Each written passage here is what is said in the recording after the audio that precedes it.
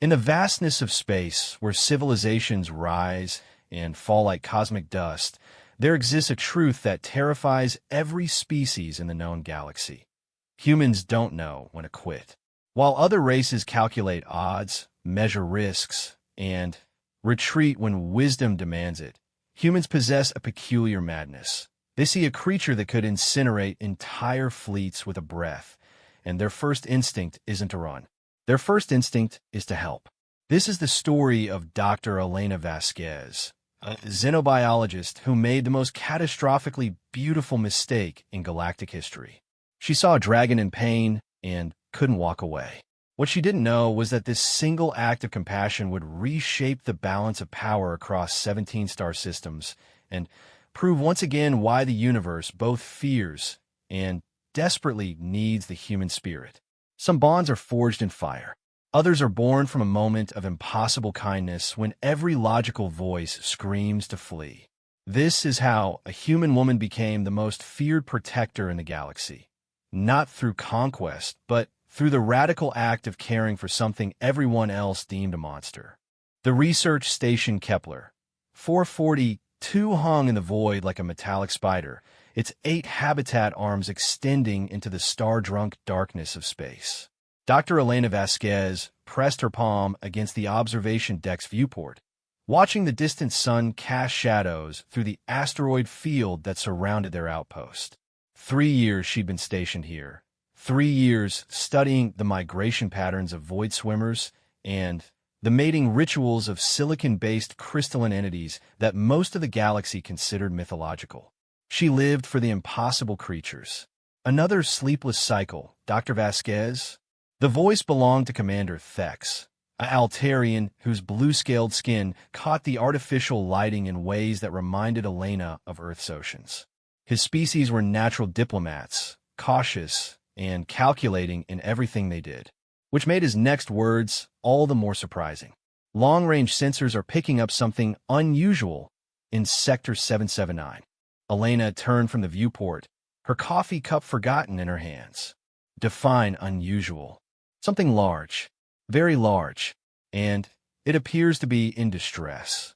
The xenobiologist in Elena perked up immediately.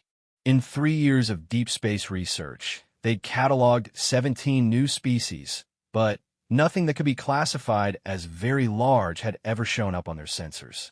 The biggest discovery had been a colonial organism roughly the size of shuttlecraft that fed on cosmic radiation. How large are we talking about?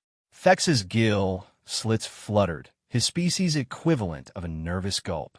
Preliminary scans suggest approximately 800 meters in length.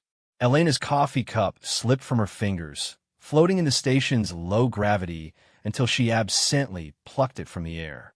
800 meters.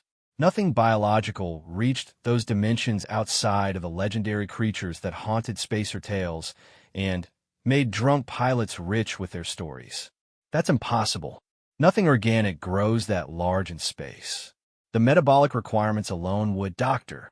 Thex's voice carried a weight that made Elena stop mid-sentence. It's moving toward us, and according to these readings, it's bleeding. 20 minutes later, Elena found herself suited up and boarding the station's primary research vessel, the Curiosity. The small craft was designed for specimen collection and close-range observation, not for encountering something that could potentially swallow it whole. But Elena had never been one to let practical concerns override scientific opportunity. The asteroid field around Kepler 442 had always been dense, chunks of rock and ice tumbling in slow, predictable patterns that the station's navigation computers mapped and updated constantly. As the Curiosity pushed deeper into Sector 779, Elena began to understand why their sensors had been confused. What they'd initially read as a massive asteroid wasn't an asteroid at all. It was alive, and it was magnificent. The creature stretched across nearly a full kilometer of space, its body serpentine and covered in scales that seemed to absorb starlight rather than reflect it. Great membranous wings, translucent, and shot through with veins that pulsed with bioluminescent fluid, were folded close to its massive torso. Its head, easily the size of a small building, was elegant in the way that apex predators often were, all clean lines and deadly efficiency. But it was the eyes that stopped Elena's breath in her throat. They were intelligent, ancient, and filled with pain. "Sweet, merciful void," whispered Lieutenant Korvac, the Curiosity's pilot. His tentacled hands trembled on the controls. "It's a stellar dragon. They're real." Elena had heard the stories, of course. Every spacer worth their certification knew the legends of stellar dragons, creatures born in the hearts of dying stars, capable of traveling between systems under their own power, possessed of intelligence that rivaled any known species, but too proud and solitary to engage in galactic politics. They were myths. Beautiful, terrifying myths that made for excellent bar stories and terrible nightmares. Except this one was bleeding. "Take us closer," Elena said, her voice steady despite her racing heart. "Doctor, I really don't think—" "Closer, Lieutenant. Look at its nostrils." Korvac's species had excellent vision, and Elena watched his chromatophores shift from nervous green to alarmed yellow as he focused on the dragon's massive head. There's something embedded there. Some kind of thorn. Elena was already pulling up the external camera feeds, zooming in on the dragon's face. What she saw made her stomach clench with sympathetic pain. Lodged deep in the creature's right nostril was a crystalline growth, easily 3 meters long and covered in barbed projections. It had to be agony. "It's not a thorn," Elena murmured, studying the formation. "It's a parasite, Varakian thornworm by the look of it. But I've never seen one this large." "Varakian thornworms infest silicon-based life forms," Korvac said, his pilot's training including basic xenobiology. "But this thing is clearly carbon-based. Hybrid metabolism," Elena realized, pieces clicking into place. "It feeds on both silicon and carbon matrices. No wonder it grew so large. It's been feeding on the dragon's hybrid biology for months, maybe years." The dragon's great head turned toward them, and Elena felt the weight of its gaze like a physical thing. There was intelligence there, yes, but also something else. Resignation. The creature was dying, slowly and in terrible pain, and it knew it. "We need to help it," Elena said. The silence that followed was so complete that Elena could hear the soft whisper of the life support systems. "Doctor," Korvac said carefully, "that thing could incinerate us with a breath. Stellar dragons are living fusion reactors. Their internal temperature exceeds that of most stars. It's in pain. It's a predator that could end our entire civilization if it chose to." Elena turned to face her pilot, and Korvac later told his family that he'd never seen such determination in a human's eyes. "It's suffering, Lieutenant, and we're the only ones in 100 light years who might be able to help. Even if we could extract the parasite, which would require getting close enough to touch it, how do we know it won't attack us?" "We don't." Elena was already moving toward the research bay, where the Curiosity's collection arms and surgical tools were housed. "But I've spent 3 years studying impossible creatures, and I've learned something important. Intelligence and pain create predictable behavior patterns. That dragon isn't moving aggressively. It's not trying to drive us away. It's floating there, suffering and waiting to die." She began powering up the ship's precision manipulator arms, tools designed for delicate specimen collection, but sophisticated enough to perform microsurgery on creatures much smaller than their current patient. "But here's what I know about humans, Lieutenant. We don't let things suffer when we can help, even impossible things." The next hour was the most terrifying and exhilarating of Elena's life. Working with painstaking care, she maneuvered the Curiosity to within 50 meters of the dragon's massive head. The creature watched them approach with eyes like molten gold, but made no move to attack or retreat. Using the ship's external cameras and manipulator arms, Elena began the delicate process of extracting the massive parasite from the dragon's nostril. The thornworm had embedded itself deep, its barbed surface making removal extremely difficult. Each time she pulled, the dragon's head would twitch slightly, the only sign of its pain. "Easy," Elena murmured, speaking to both herself and the dragon. I know it hurts. Just hold still a little longer. The parasite came free all at once, the manipulator arms straining under its weight as Elena guided it away from the dragon's face. The creature's nostril immediately began bleeding, a strange, luminescent fluid that sparkled in the starlight. For a moment, dragon and humans simply stared at each other across the void.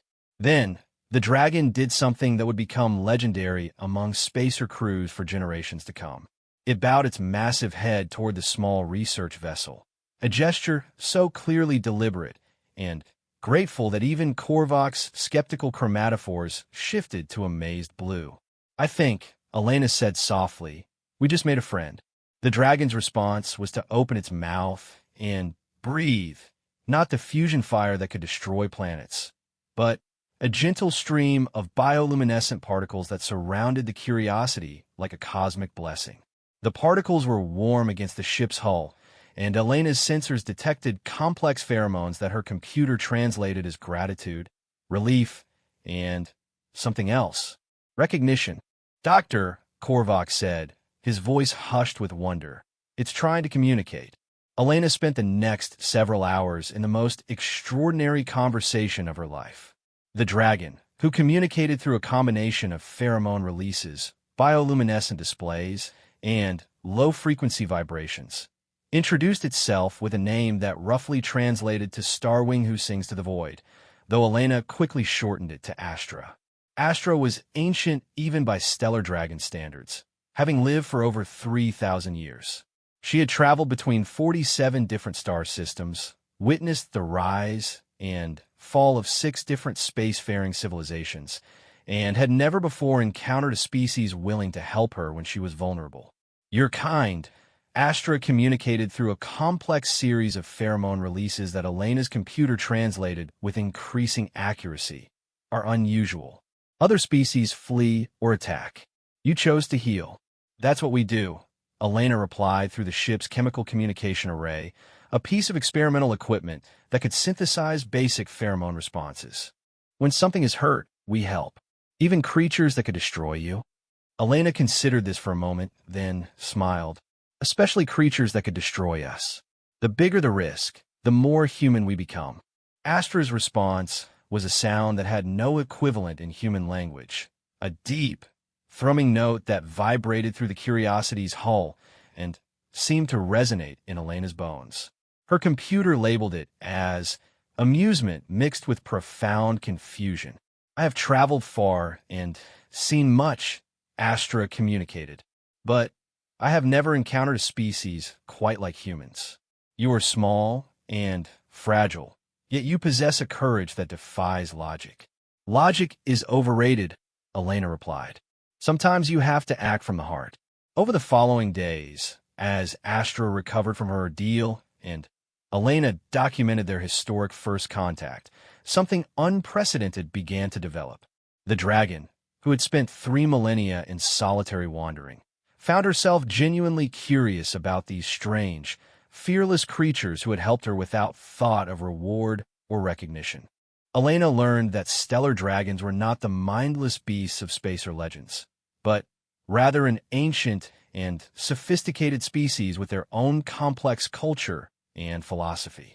They were natural wanderers, traveling between stars not from restlessness, but from a deep-seated need to understand the universe in its entirety.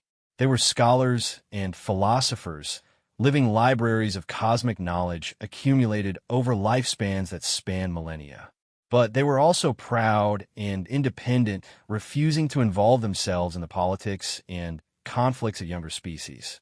This isolationism had served them well for millions of years, but it had also left them without allies when they faced challenges that required cooperation. My people value strength and self-sufficiency above all else, Astra explained during one of their conversations. To accept help is seen as weakness. To offer it is seen as interference. That sounds lonely, Elena observed. It has been more lonely than I realized until now. On the 5th day after their first meeting, Astra made a decision that would reshape the political landscape of 17 star systems. She asked Elena if she could visit the human research station. The arrival of an 800-meter stellar dragon at Kepler 442 caused approximately 47 different emergency protocols to activate simultaneously.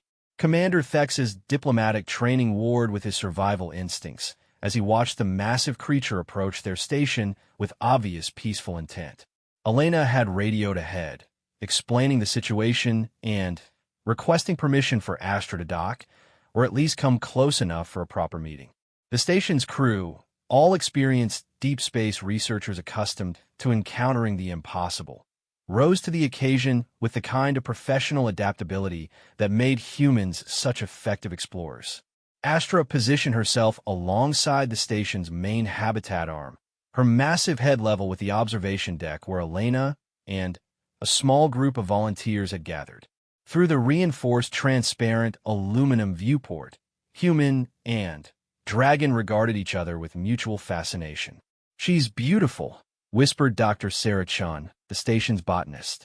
"I never imagined something so large could be so graceful." Astra's voice, when it came through the station's communication systems, was like distant thunder. "Your species continues to surprise me, humans. Most creatures would have evacuated this station rather than welcome me aboard." "Most creatures didn't help you when you were in pain," Elena replied. "You're our friend now. Friends are welcome here." "Friend." Astra repeated the word, her bioluminescent patterns shifting in what Elena had learned to recognize as contemplation. "I have not had a friend in over 2,000 years." What followed was perhaps the most extraordinary cultural exchange in galactic history. Astra shared stories of her travels, tales of civilizations that had risen and fallen, of cosmic phenomena that human science was only beginning to understand, of the deep rhythms and patterns that govern the universe itself. In return, the humans share their own stories.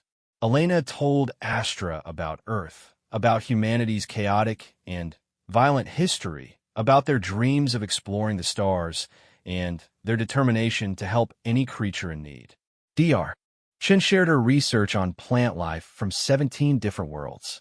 Lieutenant Korvac, gradually overcoming his initial terror, described the complex equations that governed faster-than-light travel. But it was Commander Thex who asked the question that changed everything. "Astra," he said during one of their conversations, "you've traveled more widely than any creature we've ever met. In all your journeys, have you encountered the Devourers?" The change in Astra's demeanor was immediate and dramatic. Her bioluminescent patterns shifted to angry red, and the temperature around the station seemed to drop several degrees. "The Devourers," she said, and her voice carried a weight of hatred that made everyone in the observation deck step back from the viewport. "Yes, I have encountered them. They're the reason I was traveling toward this system." Elena felt her blood turn cold. The Devourers were the galaxy's newest nightmare, a species of cybernetic creatures that consumed entire worlds, stripping them of all biological matter to fuel their endless expansion. They had appeared on the galactic scene only 50 years ago, but in that time they had destroyed 12 star systems and showed no signs of slowing down. "They're coming here?" Elena asked. "A scouting force. 50 ships, each the size of a small moon. They will arrive in this system in approximately 30 of your standard days." Astra's head turned to focus directly on Elena. "I had hoped to warn your species, though I did not expect to find humans so far from your home system." The observation deck fell silent as the implications sank in. 50 Devourer ships could strip every planet in their system bare within a matter of days. The research station and its crew of 43 souls would be nothing more than a minor snack. "Why warn us?" Commander Thex asked. "I thought stellar dragons didn't involve themselves in the conflicts of other species." Astra's response changed the course of galactic history. "They do not," she said. "But I am no longer speaking as a stellar dragon. I'm speaking as your friend. And friends protect each other." Elena felt tears welling up in her eyes as she realized what Astra was offering. A stellar dragon's friendship wasn't just emotional. It was a military alliance with one of the most powerful creatures in the known universe. "You would fight beside us?" Elena asked. "I would fight for you," Astra replied, and her voice carried the weight of mountains. You showed kindness to a creature in pain, expecting nothing in return. Such actions deserve loyalty in return. As Elena watched Astra's massive form silhouetted against the stars, she realized that pulling a thorn from a dragon's nostril had done more than save one creature's life. It had gained humanity the most fearless guardian in the galaxy. The war for the survival of 17 star systems was about to begin, and Elena Vasquez had just ensured that humanity wouldn't face it alone.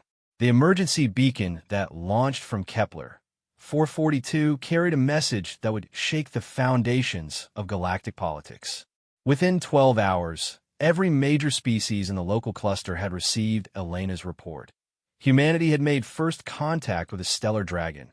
The Devourers were coming, and the impossible had become inevitable. Elena stood in the station's main communications hub, watching the responses flood in. The Altarian Diplomatic Corps wanted to send a negotiation team. The Centauri Defense Force was requesting detailed tactical information. The Andromedan Science Council was demanding proof that stellar dragons actually existed. And the Terran Colonial Administration was ordering the immediate evacuation of all human personnel from the sector. Absolutely not, Elena said into the communication array, addressing her superior from Earth's Xenobiology Division. Dr. Morrison, you can't seriously expect us to abandon our research station just when we've made the most significant discovery in human history. Director Morrison's face on the holographic display showed the kind of exhaustion that came from dealing with impossible situations. Elena, I understand the scientific significance, but we're talking about the Devourers. Every ship we've sent against them has been destroyed or assimilated. You're asking me to risk 43 lives on the word of a creature that could incinerate your entire station if it chose to. She saved our lives, Elena replied firmly. Astra warned us about the Devourer fleet. Without her information, we'd be sitting here completely unaware that 50 planet-killer ships are heading our way. Assuming this dragon is telling the truth, Elena turned to look through the observation deck viewport, where Astra hung in space like a living constellation.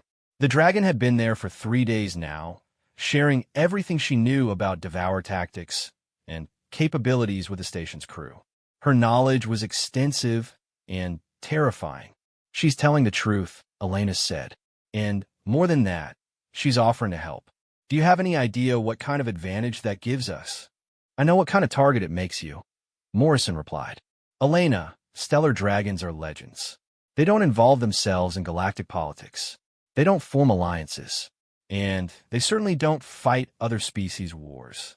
This one does, because someone showed her kindness when she needed it most. The conversation was interrupted by an alert from the station's sensors. Commander Thex's voice came over the intercom. Dr. Vasquez, you need to see this. We're receiving multiple incoming signatures. Elena ended her call with Morrison and hurried to the command center, where Thex was coordinating with his sensor operators. On the main display, dozens of ships were dropping out of faster-than-light travel at the edge of the system. Identification? Elena asked. Mixed fleet, reported sensor operator Kynes, a young human whose expertise with deep space arrays had earned him a position on the prestigious research station. I'm reading Altarian diplomatic vessels, Centauri battle cruisers, Andromedan science ships, and... He paused, double-checking his readings. Terran Colonial Defense Force. Elena felt a mixture of relief and apprehension. Help was coming, but she knew that bringing together multiple species under these circumstances was like trying to herd cats while the house was burning down. Any response from Astra? She asked. Through the viewport, they could see the dragon's bioluminescent patterns shifting in what Elena had learned to recognize as amusement. Astra's voice came through the communication system. Your friends are cautious. They are maintaining a distance of approximately 100,000 kilometers and scanning me with every sensor they possess. Can you blame them? Elena asked. They've never seen a stellar dragon before. No, I cannot blame them. But we do not have time for extended diplomatic protocols. The Devourer scouts will arrive in 26 standard days, and preparation must begin immediately. Commander Thex activated the long-range communication array. This is Kepler, 442 research station to incoming fleet. Please identify your intentions and coordinate your approach. We have a unique diplomatic situation here. The first response came from Admiral Sarah Cross of the Terran Colonial Defense Force. Kepler 442. This is Admiral Cross aboard the TDF Indomitable. Dr. Vasquez, I hope you know what you're doing. My orders are to evacuate all human personnel, but I'm willing to listen to your report first. The second response came from Ambassador Zephi of the Altarian Diplomatic Corps. Research Station Kepler 442.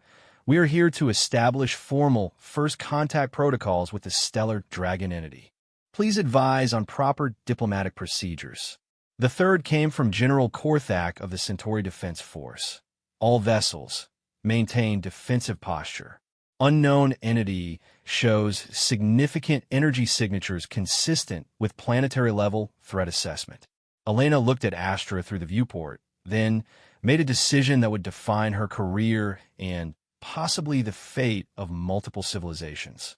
Astra, would you be willing to speak directly with the fleet commanders? I think they need to hear from you personally. I am willing, but I must warn you, most species find direct communication with stellar dragons overwhelming. They'll adapt. Humans always do. What followed was the most extraordinary diplomatic meeting in recorded history. Elena coordinated a four-way communication channel between the research station, the mixed fleet, and Astra herself. The dragon's voice, when transmitted directly to the fleet's communication systems, caused several ships to temporarily lose power as their systems struggled to process the alien harmonics. Greetings, children of many worlds, Astra began, her words translated through Elena's increasingly sophisticated communication protocols. I am Starwing who sings to the void, and I come before you not as a stellar dragon, but as a friend to humanity and an enemy to those who would devour all life. The silence that followed was profound. Elena could picture the fleet commanders staring at their communication displays, trying to process the reality that they were speaking with a creature of legend. Admiral Cross was the first to respond. Dragon, Astra, we've received reports about incoming Devourer forces. Can you confirm these reports? I can do more than confirm them, Astra replied. I have observed their fleet personally. 50 vessels, each approximately 30 kilometers in length. They are equipped with matter conversion technologies that can strip a planet bare in days. They will arrive in this system in 26 days. General Korthak's voice carried the weight of military experience. What are their capabilities? Weapons? Defenses? Their primary weapon is assimilation. They convert biological matter into cybernetic components, using the neural patterns of consumed beings to enhance their computational matrices. They are extremely difficult to destroy through conventional means, as they adapt to any weapon used against them more than 3 times. Ambassador Zephi asked the question that everyone was thinking. How do we fight something like that? Astra's response carried a note of grim satisfaction. With fire. And with cooperation between species that have never worked together before. Over the next 6 hours, the most unlikely war council in galactic history took shape. Elena found herself serving as translator and mediator between a stellar dragon and representatives from 4 different species, each with their own military doctrines, political concerns, and survival priorities. The Altarians wanted to attempt negotiation with the Devourers, their diplomatic nature refusing to accept that some conflicts couldn't be resolved through dialogue. The Centaurians advocated for a fighting retreat, using their superior mobility to harass the Devourer fleet while evacuating civilian populations. The Andromedans proposed studying the Devourer technology to find weaknesses, their scientific minds approaching the problem as a research challenge. The humans, predictably, wanted a fight. We can't outrun them, Elena argued during one heated exchange. The Devourers don't stop. They don't negotiate. They don't get tired or bored or distracted. They consume everything in their path and move on to the next target. If we run, we're just postponing the inevitable. Dr. Vasquez speaks wisdom, Astra added. I have witnessed 3 species attempt to flee from the Devourers. 2 were consumed during their retreat. The third, she paused, her bioluminescent patterns dimming. The third reached the edge of the galaxy and discovered there was nowhere left to run. Admiral Cross leaned forward in her command chair. "What are you proposing?" "We make our stand here," Elena said. "We use everything we have: human determination, Altarian diplomacy, Centaurian tactics, Andromedan science, and Astra's knowledge and power. We stop them here, or we prove that they can be stopped." "The odds are not favorable," General Korthak observed. "Since when have humans cared about odds?" Elena replied with a smile that reminded everyone why her species had earned a reputation for magnificent insanity. The planning that followed was complex beyond anything previously attempted in galactic history. For different species had to coordinate military strategies, share advanced technologies, and overcome centuries of mutual suspicion, all while preparing to face an enemy that had never been successfully defeated. The Altarians contributed their expertise in quantum communication systems, allowing for instantaneous coordination across vast distances. The Centaurians provided tactical analysis and their famous adaptive combat algorithms. The Andromedans offered advanced shield technologies and theoretical weapons designs. And the humans brought something that none of the other species quite understood but all recognized as valuable: an absolute refusal to accept defeat. Astra's contribution was knowledge gathered across 3 millennia of travel. She had witnessed the birth and death of stars, the rise and fall of civilizations, and the deep patterns that govern the flow of energy through the universe. More importantly, she had observed the Devourers in action and understood their weaknesses.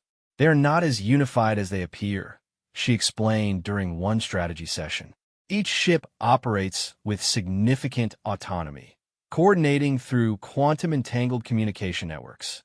Disrupt those networks, and they become vulnerable to defeat in detail." "How do we disrupt quantum-entangled communications?" asked Dr. Reeves, the Andromedan science team leader. "With a stellar dragon's breath," Astra replied simply. "My internal fusion processes can generate specific resonance frequencies that interfere with quantum entanglement fields. But I must be close enough to touch their ships, which means penetrating their defensive formations." Elena felt her heart skip a beat as she realized what Astra was proposing. "You're talking about a suicide run into the middle of their fleet." "Not suicide. Sacrifice, if necessary. But preferably tactical disruption followed by coordinated assault from my allies." The word allies sent a shiver through the assembled representatives. Stellar dragons didn't have allies. They were solitary creatures who had avoided galactic politics for millions of years. But here was Astra, pledging not just her support, but her life to protect species she had never met until a few days ago. All because Elena had pulled a thorn from her nostril. Admiral Cross stood up in her command center, her decision made. "The Terran Colonial Defense Force will stand with Kepler 442. We'll coordinate with all allied forces to establish defensive positions throughout the system." Ambassador Zephai's gills fluttered in what Elena recognized as determination overcoming fear. "The Altarian Diplomatic Corps will provide communication support and quantum coordination systems." General Korthak's response was characteristically blunt. "Centaurian Defense Forces will contribute tactical analysis and mobile assault platforms. We fight." Dr. Reeves spoke for the Andromedan Science Council. "Our advanced research vessels will provide technical support and real-time analysis of Devourer capabilities." Elena looked around at the representatives gathered in the station's main conference room, then turned to the viewport where Astra waited among the stars. "Astra, you have your alliance." The dragon's response was a sound that none of their translation systems could properly interpret, a deep, harmonic note that seemed to resonate with the very structure of the space station. Elena's computer labeled it as joy mixed with fierce determination, but that didn't capture the full emotional weight of the moment. 26 days, Astra said. "We have 26 days to prepare for a battle that will determine the fate of this region of the galaxy." Elena nodded, feeling the weight of responsibility settling on her shoulders. She was a xenobiologist who had signed up to study interesting creatures in deep space. Now she was coordinating a multi-species alliance against an enemy that had never been defeated. But as she watched the mixed fleet of ships taking up positions throughout the system, each crew working with desperate efficiency to prepare for the coming battle, Elena realized something important. This was exactly where she was supposed to be. Some people were born to make discoveries. Others were born to make friends. Elena Vasquez had been born to do both, and in doing so, she had given the galaxy hope in its darkest hour. The alliance was formed. The battle lines were drawn.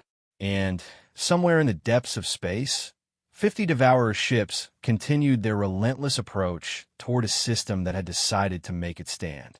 The countdown to humanity's greatest test had begun, and for the first time in galactic history, they wouldn't face it alone. They had friends, including one who breathed fire and had never forgotten an act of kindness. The asteroid field around Kepler 442 had been transformed into the most unlikely fortress in galactic history. Elena stood on the observation deck of the newly designated command station, watching as ships from 4 different species worked together with the kind of desperate efficiency that only impending annihilation could inspire. 18 days remained before the Devourer fleet would arrive. The sight before her would have been impossible just a month ago. Altarian diplomatic vessels, their elegant curves designed for comfort and negotiation, worked alongside blocky Centaurian warships built for pure functionality. Sleek Andromedan research platforms shared docking protocols with human military cruisers that looked like they'd been assembled in someone's garage, which, knowing human engineering philosophy, they probably had been. And moving through it all like a living goddess was Astra, her massive form gracefully navigating between the smaller vessels as she assisted with construction efforts that required her unique capabilities. Status report.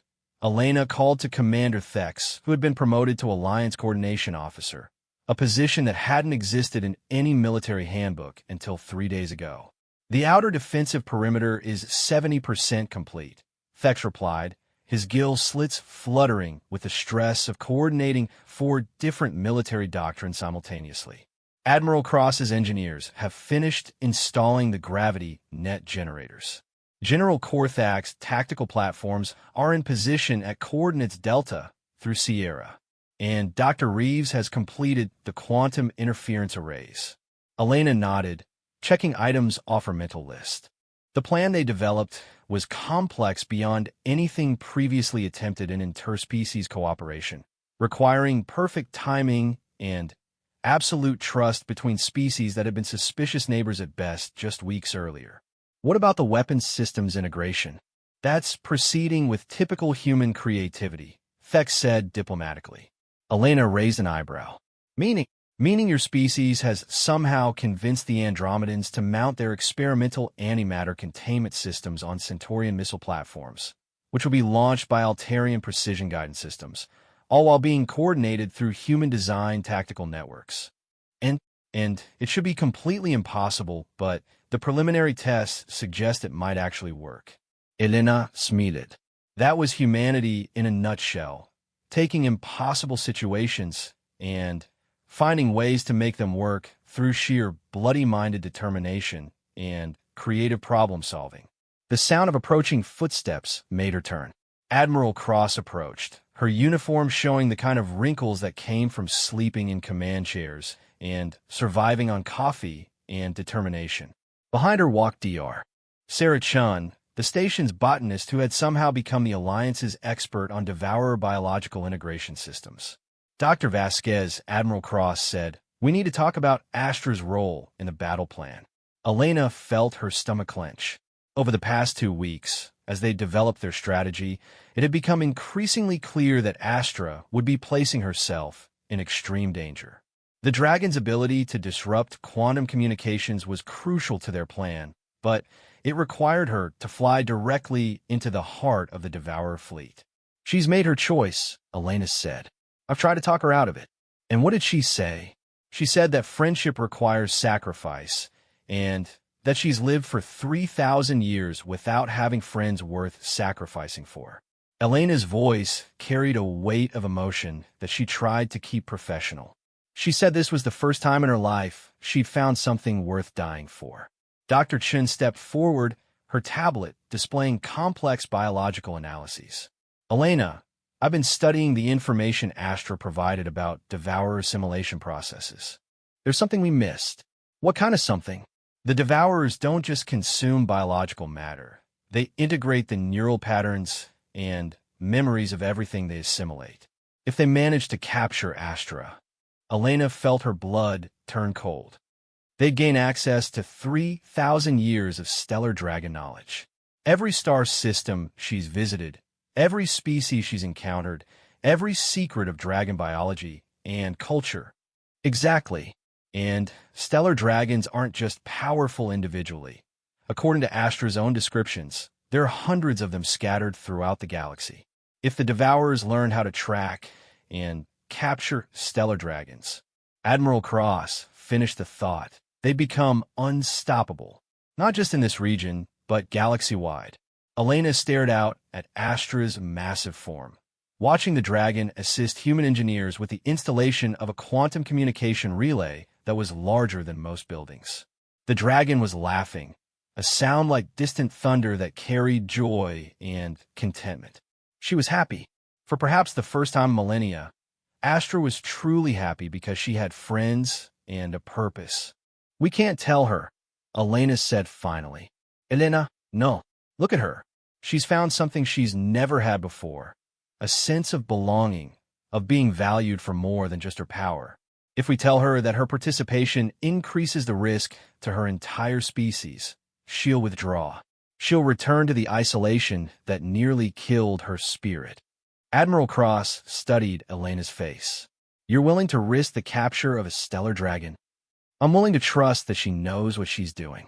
Astra has survived for 3 millennia by being smart and careful. She's not going to let herself be captured. Dr. Chun looked skeptical. How can you be sure? Elena turned to face both women, her expression carrying the kind of certainty that came from deep knowledge of another being's character. Because I know her, and more than that, she knows us. She's seen what humans do when backed into a corner. She's learned from us. Before either woman could respond, Astra's voice came through the communication system. Elena, could you join me at coordinates 77 Alpha? I have something to show you. 20 minutes later, Elena found herself in a small shuttle approaching Astra's position near the outer edge of their defensive perimeter. What she found there took her breath away. Astra had been working on something in secret, using her natural abilities to shape and form materials in ways that no other species could duplicate. Floating in space beside her massive form was a structure unlike anything Elena had ever seen. It looked like a flower made of starlight and crystallized dreams. Delicate spires of exotic matter curved and twisted in patterns that seemed to shift and change as Elena watched. Energy flowed through translucent channels in the structure, creating displays of bioluminescence that rivaled Astra herself. What is it? Elena breathed. A gift, Astra replied. For my friends, your species has shown me that survival is not the only goal worth pursuing. Sometimes beauty and hope and the preservation of something good is worth more than mere existence. Elena maneuvered her shuttle closer to the structure, her sensors trying to analyze its composition. Astra, this is incredible. The energy patterns, the material composition, this is completely beyond human science. It is beyond most sciences. This is a stellar dragon's legacy. The way my people preserve our knowledge and memories when we face the possibility of death. Everything I have learned in 3,000 years of wandering, every star I've seen born, every civilization I have watched rise and flourish, it is all here. Elena felt tears welling up in her eyes as she understood what Astra was really saying. You're preparing for the possibility that you won't survive the battle. I am preparing for the certainty that what we do here matters more than any individual survival. If I fall fighting the Devourers, this legacy will remain. Future generations will know what we attempted and why it was worth attempting. Astra, but There is more, my friend. This is not just a repository of knowledge. It is also a beacon. If we succeed in stopping the Devourers, this structure will broadcast a signal across the galaxy. Other stellar dragons will know what happened here. They will know that cooperation with younger species is not weakness, but strength.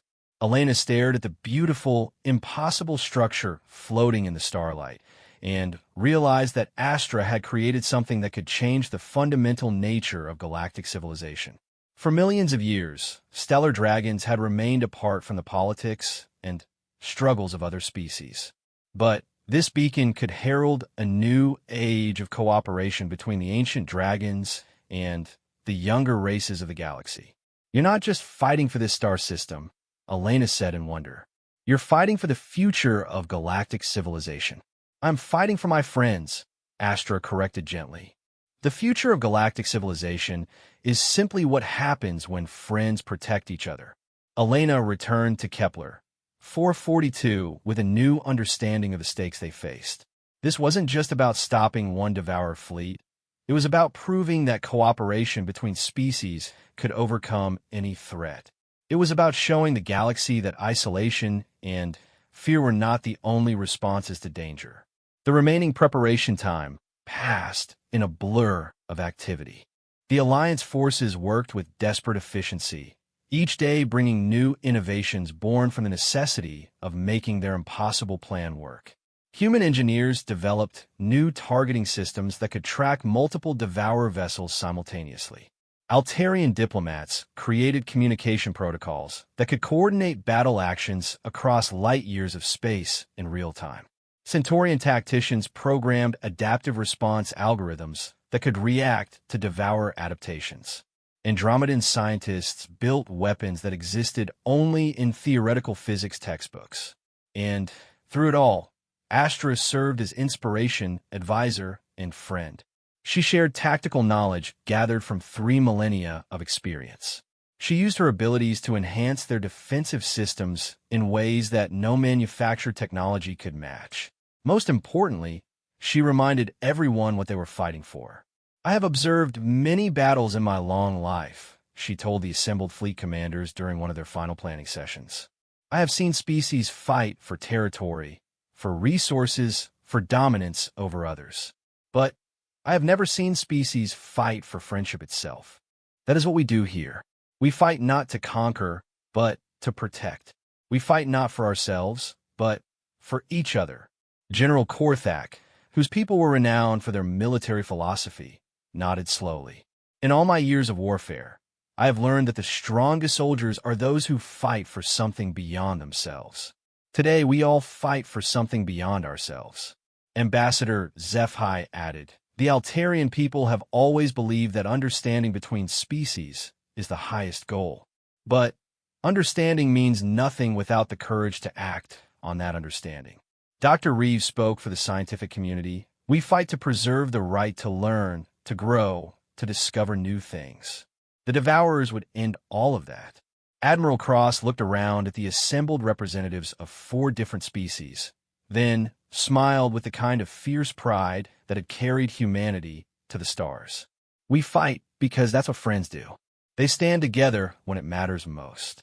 Elena watched the exchange and felt something she had never experienced before, the absolute certainty that they were on the right side of history. Whatever the outcome of the coming battle, they had proven that cooperation between species was not only possible, but natural when faced with a common threat.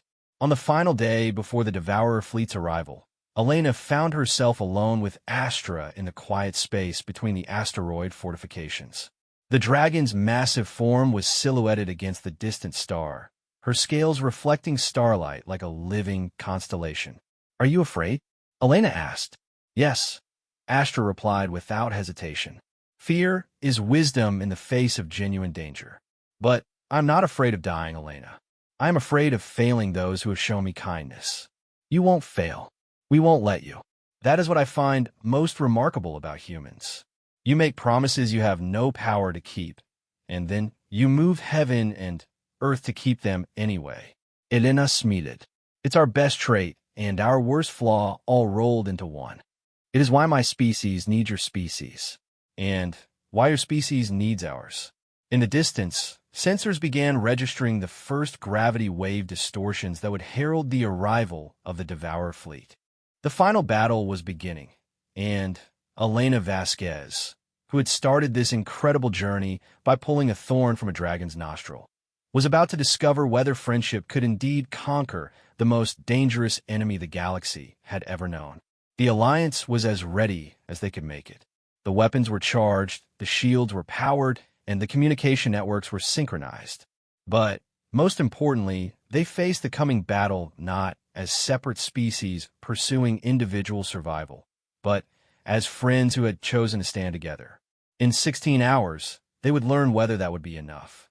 6 months after the Battle of Kepler, 442, Elena Vasquez stood before the Galactic Council on Centauri Prime, addressing representatives from 47 different species. The council chambers had never hosted such a diverse gathering. Beings from across the galaxy had come to hear firsthand about the impossible victory that had stopped the Devourer advance. But Elena wasn't there to give a military briefing. She was there to tell them about friendship. "The question everyone asks," Elena began, her voice carrying clearly through the vast chamber's translation systems, "is how we managed to defeat an enemy that had never been beaten before. They want to know about our weapons, our tactics, our coordination systems." She paused, looking out at the assembled representatives. Some were familiar: Altarians with their diplomatic bearing, Centaurians with their tactical minds, Andromedans with their scientific curiosity. Others were species she had never encountered before, beings who had traveled vast distances to understand what had happened at Kepler. 442. The answer is simpler than most of you want to believe. We won because we weren't fighting as separate species trying to survive. We were fighting as friends, protecting each other. In the months since the battle, Elena had become something she'd never intended to be: a diplomat. The Terran Colonial Administration had promoted her to Ambassador at Large, tasked with explaining the Alliance victory to a galaxy that struggled to understand how cooperation could triumph over superior force. But the real changes went far beyond military strategy or political alliances. Astra's legacy beacon, the beautiful structure she had created in the days before the battle, had indeed broadcast its signal across the galaxy. Within weeks, stellar dragons had begun emerging from their ancient isolation, curious about the species that had earned their kin's friendship and loyalty. Elena had personally met with 12 different stellar dragons over the past 6 months. Each encounter had been unique, but all carried the same underlying theme: amazement that any species had shown kindness to a dragon without expecting something in return. "The Andromedan representative has a question," announced the council speaker, his mechanical voice translating between dozens of different linguistic patterns. Dr. Reeves, who had become the Andromedan Science Council's primary liaison to the Alliance, stood from his delegation section.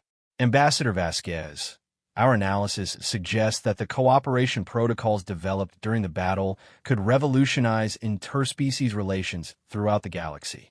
Are there plans to formalize these protocols into a permanent structure?" Elena smiled. "Dr. Reeves, you're asking if we're going to create a bureaucracy out of friendship. The answer is both yes and no." The chamber rustled with what Elena had learned to recognize as multilingual confusion. "Yes, we're creating formal structures to facilitate cooperation between species.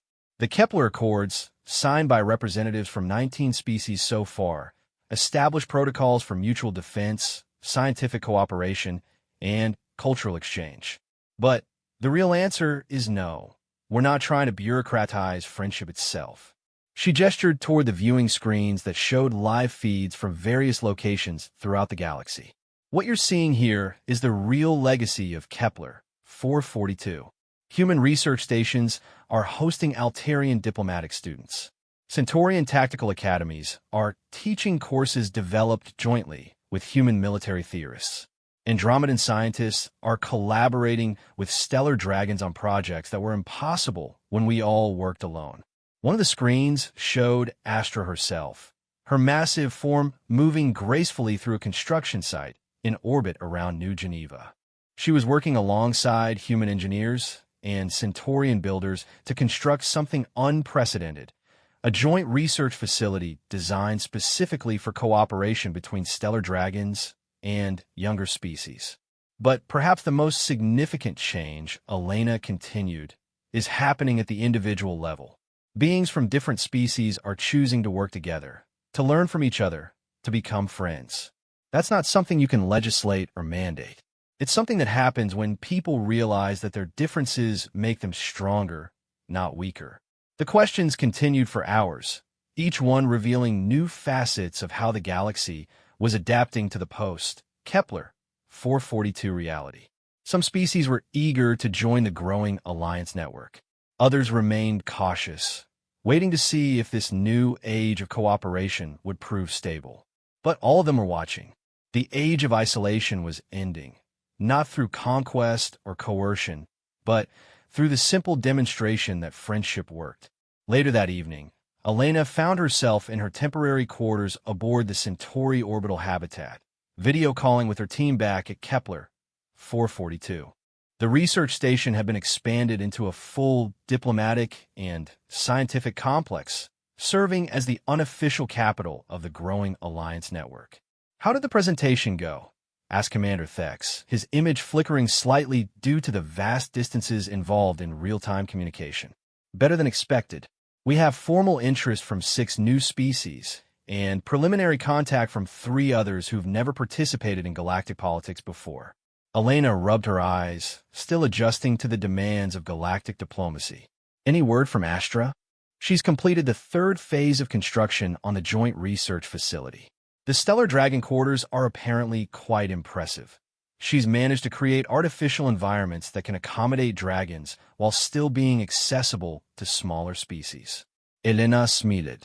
Astra had thrown herself into the construction project with the enthusiasm of someone discovering a new purpose in life. After 3,000 years of solitary wandering, she was finally building something permanent, something that would outlast her and serve as a foundation for future cooperation. Dr. Chun has made significant progress on the Devourer biological analysis, Thex continued.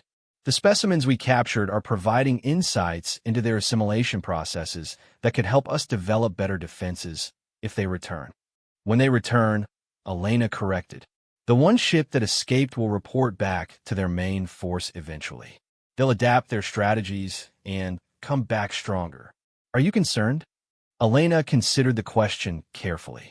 6 months ago, the thought of facing the Devourers again would have terrified her. Now, looking out at the bustling activity of Centauri Prime's orbital habitats, watching ships from a dozen different species working together in patterns that would have been impossible before Kepler 442, she felt something different. "No," she said finally. "I'm not concerned. When they come back, they won't be facing the same galaxy they left. They'll be facing something they've never encountered before, an entire galaxy that's learned to work together." The conversation was interrupted by an alert from Elena's personal communication system. The priority signal indicated an incoming message from someone with the highest diplomatic clearance levels. Elena accepted the call and found herself face-to-face with President Chun of the Terran Colonial Administration, Admiral Cross of the Colonial Defense Force, and 3 other figures she didn't immediately recognize. "Ambassador Vasquez," President Chun began, "we have a situation that requires your expertise." Elena felt her stomach clench. "What kind of situation?" "Long-range deep space sensors have detected something extraordinary. We're transmitting the data to your location now." Elena's personal tablet lit up with sensor readings that made her catch her breath. The signatures were unmistakable stellar dragons. Not just 1 or 2, but dozens of them traveling together in a coordinated group toward the galactic core. "How many?" Elena asked. Admiral Cross answered. "Current count is 37 confirmed stellar dragons, with possible additional signatures masked by quantum interference. They appear to be traveling together, which according to all our xenobiological data should be impossible." "Stellar dragons are solitary creatures," Elena murmured, studying the readings. "They don't travel in groups. They barely tolerate each other's presence. Except, President Chun said meaningfully, they might if something had changed their fundamental understanding of cooperation. Elena realized what she was looking at. Astra's beacon hadn't just attracted individual stellar dragons to investigate human-dragon cooperation. It had done something unprecedented. It had convinced them to work together. They're forming their own alliance, Elena breathed. An alliance of stellar dragons. The question, Admiral Cross said, is whether this is good news or bad news for the rest of the galaxy. Elena didn't hesitate. It's the best news the galaxy has ever received. If stellar dragons are working together, they can protect entire regions of space from threats like the Devourers. And if they're following Astra's example. She trailed off as the implications hit her. Stellar dragons, working in cooperation with younger species, would create a defensive network that could protect the entire galaxy from existential threats. Ambassador President Chun said, "We need you to make contact with this dragon fleet. If they're willing to cooperate with the Alliance Network, the strategic implications are enormous." Elena nodded, her mind already racing through the logistics of such a meeting. "I'll need to return to Kepler, 442 immediately. Astra will have to serve as our intermediary. She's the only one they'll trust." 3 days later, Elena found herself aboard a specially modified diplomatic vessel, approaching a fleet of stellar dragons whose combined mass exceeded that of most space stations. The sight was both beautiful and terrifying. 37 creatures of living starfire moving together through the void with a coordination that spoke to unprecedented cooperation among beings who had spent millions of years in isolation. Astra accompanied them, her own massive form dwarfed by the assembled might of her species. Elena could feel the dragon's excitement through their communication link. This was the vindication of everything she had risked in forming friendships with younger species. Starwing Who Sings to the Void came a voice that resonated with the authority of eons. "You have called us together with claims that challenge the fundamental nature of our existence." Elena realized she was hearing the voice of the eldest dragon, a being whose age could be measured in geological epochs. The translation systems struggled to convey the full weight of authority in that voice. "Eldest," Astra replied, her own voice carrying notes of respect and determination. "I have called you here to witness the truth I have discovered. Cooperation with younger species does not weaken us. It makes us stronger than we ever imagined possible." What followed was perhaps the most important diplomatic meeting in galactic history. Elena, serving as representative for all Alliance species, addressed an assembly of stellar dragons whose combined knowledge spanned the entire history of the galaxy. She told them about the Battle of Kepler, 442, but, more importantly, she told them about the relationships that had made victory possible. She described the trust that had developed between species that had been suspicious neighbors. She explained how friendship had become a weapon against an enemy that conquered through division and assimilation. "The Devourers succeed," Elena said, "because they face isolated species that fight alone. They've never faced a galaxy united by genuine friendship and cooperation." The eldest dragon's response carried the weight of millions of years of experience. "Young human, your species is barely a century beyond your home world. What wisdom can you offer to beings who have watched the birth and death of stars?" Elena felt the challenge in those words, but also something else, curiosity. The eldest dragon wasn't dismissing her. It was testing her understanding. "The wisdom of youth," Elena replied, "is that we don't know what's supposed to be impossible. My species formed friendships with beings we'd never met, developed weapons that shouldn't work, and convinced creatures of legend to fight beside us. We did it because we didn't know it was impossible. And what do you propose we do with this wisdom?" Elena took a deep breath, knowing that her next words would shape the future of galactic civilization. "I propose that you stop wandering alone and start building together. Not just with each other, but with all of us. Create something that has never existed before. A galaxy where every species is stronger because they're connected to every other species." The silence that followed was so complete that Elena could hear her own heartbeat. 37 stellar dragons, beings whose combined age exceeded the lifespan of most star systems. Consider the words of a human xenobiologist who had started this entire chain of events by pulling a thorn from a dragon's nostril. Finally, the eldest dragon spoke, Starwing who sings to the void. Your young friend speaks with wisdom that belies her species' age. We accept your proposition. The celebration that followed would become the stuff of legend. Elena watched as stellar dragons who had never worked together began coordinating their efforts, sharing knowledge accumulated over millions of years, planning joint ventures that would reshape the galaxy's approach to exploration, defense, and scientific advancement. But the moment Elena would remember most clearly came when Astra approached her with a proposition of her own. Elena, the dragon said, her voice carrying notes of affection that still amazed Elena after all these months. I have a request. Anything. I want you to come with me, not just to diplomatic meetings or scientific conferences, but to explore the galaxy together. I have seen wonders beyond imagination in my 3,000 years of wandering, but I have never shared them with a friend. I want to show you stars being born, civilizations rising from primordial worlds, phenomena that your science has never cataloged. Elena felt tears welling up in her eyes. Astra, that's an incredible offer. But my work here, the Alliance, will continue without you for a time. Others can handle the diplomacy and the politics. But there's only one Elena Vasquez and only one Astra. Our friendship is unique in the history of the galaxy. Should we not explore what that friendship might discover?